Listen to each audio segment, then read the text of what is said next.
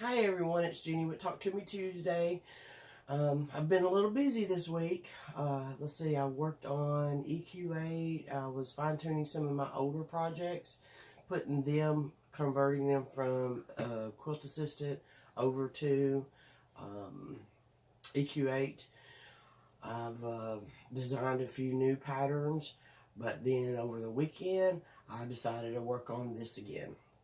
And it is by far exceeding my expectations. I don't know. I thought that when I start putting the sashing in, or the interior sashing as Mary calls it, um, which is great. I just love it.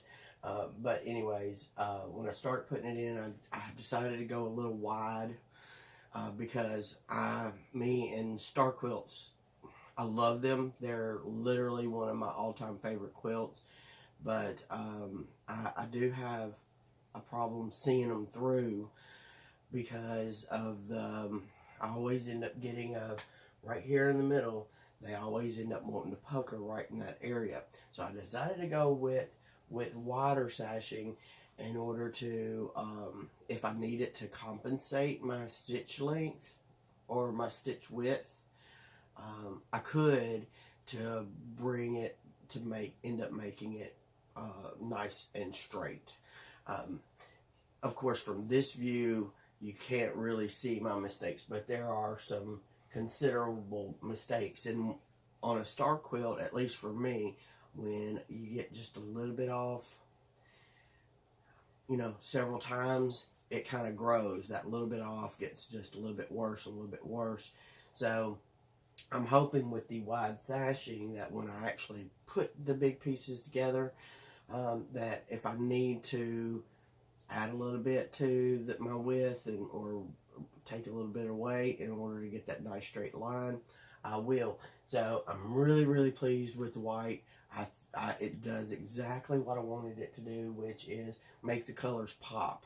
And I think I'm just going to go with the background that's on the actual little pieces itself, that little real like purple white paisley print. I think I'm going to use that as actual background. In these sections, I originally thought about putting just a small star, but I think I'm going to leave it alone. It's looking, it is by far exceeding my expectations. So I'm really thinking I'm going to leave that alone. I might do something a little fancy with the border, maybe in the cornerstones, put some paper pieced edges. But I think I'm just going to leave the star as it is.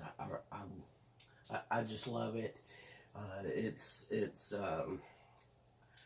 I love Lawn Star quilts. I do. It's just literally been one of my all-time favorites, and I've tried and tried over the years, and I've managed to pull a few of them off.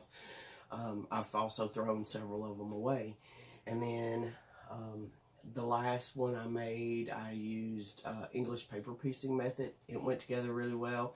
The time before that, I used a paper piecing method, regular paper piecing method. It went pretty good after I had went through like 3 tries without it. So this time I've used a combination of paper piecing and sashing, and I'm really, when I actually start putting them together, that's the moment that I'll know if my angles are good. But it doesn't matter. I'm going to see it through, and if it does buckle a little bit, I'm just going to put an extra heavy stitching on the top of it to make it lay down. I'm just going to keep on going because I love it.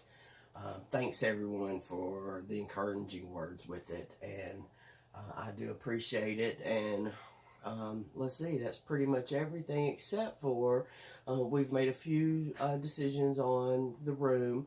Of course, we've got roughly 4 weeks before we start remodeling.